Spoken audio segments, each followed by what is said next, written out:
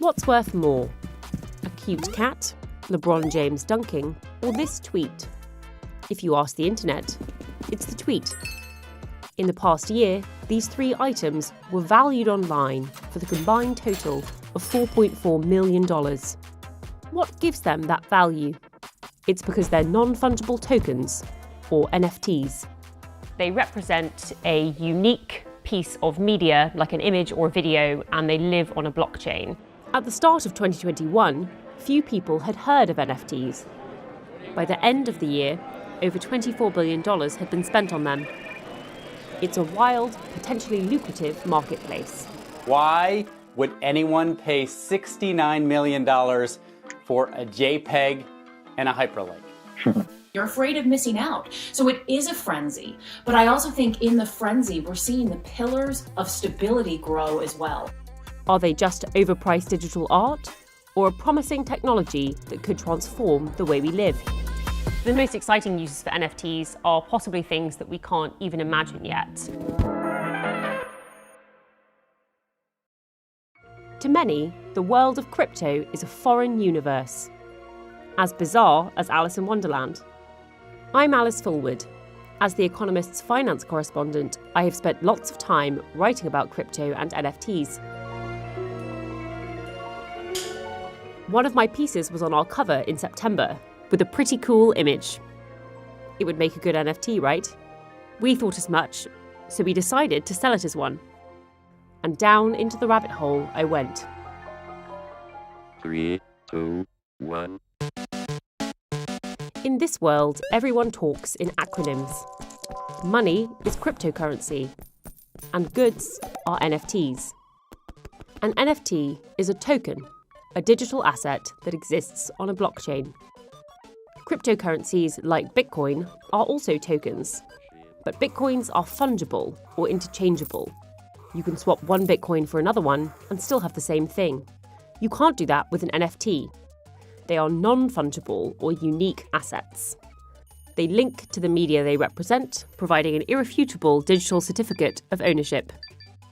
To sell ours, I minted an NFT linking to our cover image and put it up for sale on an NFT auction site, and watched as the bids came through. Our NFT sold for 99.9 Ether, a cryptocurrency commonly used to buy NFTs. It was equivalent to about $420,000. We donated the net proceeds to the Economist Educational Foundation, an independent charity we support. But why was it worth more than the other images of our cover going around online? The fact that our NFT was the only one minted by The Economist gave it scarcity. With that came value. And purchasing it on the blockchain meant the buyer could prove they were the rightful owner. Being able to track provenance and monetary value has been a real game changer for digital artists, which makes sense when one of the men who created them is one. I've been doing digital art for a long, long time, and got interested in it in the 90s. You would do internet-based projects, but in all of those cases, that media kind of goes out and it's kind of just out in the wild, right? And there's no question of economic value of that stuff. For a long time, it was difficult for digital artists to make money with their work, until blockchains, like the one that underpins Bitcoin, were invented. That was something that artists needed. They needed a way to be able to share their work as they were doing, but they also needed to be able to hang on to something so that they could have, be able to participate in a market. In 2014, Kevin teamed up with a technical expert, Anil Dash, to mint the world's first NFT and present the idea to a conference full of people. Hey, are you interested in some animated GIF art? Am I ever? I got a cool thing here. Check this out. Hey, do you want to buy that? Yeah, name your price in any currency. Maybe you're not surprised to hear the audience didn't really understand what we were talking about. At the same time, even back then in 2014, I knew that it was an important idea, and I knew that it was a potentially transformative idea. It took 7 years for NFTs to hit the mainstream. In 2020, around 150,000 NFTs were sold on OpenSea, one of the biggest NFT trading platforms. In 2021, More than 4 times that were being sold monthly. There were a few things that drove that boom. The first is COVID-19.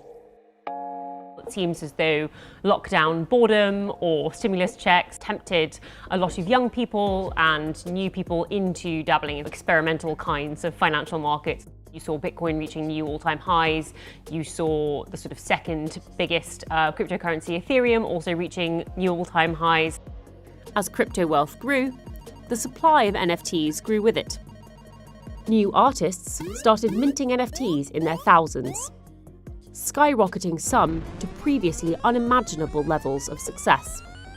Some were shocked when traditional auction houses like Sotheby's and Christie's bought in on the action.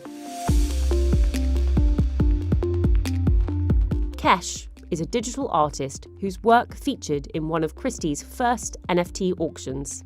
I don't think that 13-year-old Kesh would have ever imagined that she would be selling her artworks at Christie's next to Warhol and some of the greatest artists that have ever lived.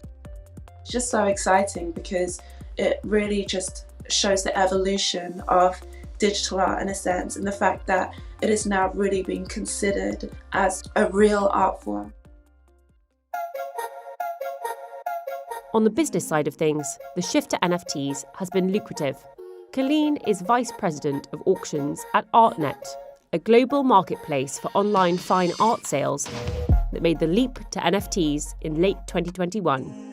For our Art NFT inaugural sale, the average transaction price in that sale showed a 270% increase versus the average transaction price in one of our traditional sales. And likewise, 100% of our buyers in that first sale were new to ArtNet auctions. We were able to cultivate an entirely new potential client base by putting our toes in this world.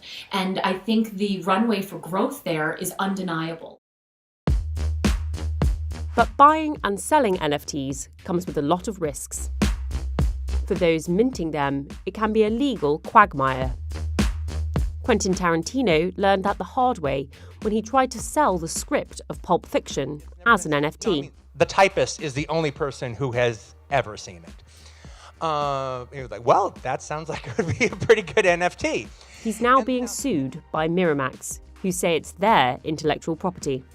For those investing in NFTs, there's another real danger: inflated prices. Those who are thinking of investing in NFTs for investment purposes, the reality is 99% of them might not trade on the secondary market for much of anything. Skeptics say the whole market is a Ponzi scheme, where those who got in early are now making money as new buyers enter the market and bid up prices. But these flaws haven't stopped NFTs from being widely used. They are moving beyond the world of art and into the metaverse. Virtual worlds like these are growing in number and scale. You can read our coverage on them by clicking the link above. NFTs could be the building blocks of a digital economy within these spaces. The things you buy, be it a hat for your avatar or a plot of land, can be purchased as NFTs. But some gamers are skeptical. They worry that this is just another way for video game companies to make money from players. Big brands are also seeing dollar signs. Adidas, for example, has started making metaverse-ready digital clothing. But NFTs could also have more serious uses. Being able to securely document and track ownership could open up some powerful new possibilities. At their core, NFTs are just unique digital representations of assets, and that could essentially apply to any asset, be it real world or digital. A university degree, for example, could be issued as an NFT. A degree living securely on a blockchain and verified by the university would be near impossible to fake, and could be linked up to existing online sites, like LinkedIn. NFTs in real estate could streamline the process of buying a home. You could dream up hundreds or thousands of different ways to potentially use that technology. But if NFTs are to become more widely used, there needs to be a lot of innovation. The lack of a middleman means there's no one to help if there are any mistakes in a transaction. Handling NFTs is also expensive. Adding an NFT to a blockchain involves paying fees, known as gas, which fluctuate wildly and can end up costing a lot. we paid around $98 to sell ours. The carbon cost can also be high. Most NFTs are issued on the Ethereum blockchain, and the network of computers that maintains the Ethereum blockchain uses an awful lot of energy to do it. The carbon cost of our auction was about the same as a long-haul economy flight. There are thousands of startups trying to find solutions to these problems. It's a time reminiscent of the dot-com boom, when market madness surrounded a new technology. But when the dust settled, the internet became the backbone of our society. Could the same happen with NFTs? There's both investment potential, there's trading potential, and there's very functional potential as well, insofar as things authenticate or provide proof of ownership. So I think gold rush, absolutely. Paradigm shift, absolutely. And on the precipice of a new era, really. Right now, NFTs, especially those linked to digital artworks, are overhyped and overpriced. But the technology is worth watching closely. It's possible that, when collecting a degree or buying a house, our future could lie with NFTs. Thank you for watching. For more of our coverage on decentralized finance and NFTs, please click the link and don't forget to subscribe.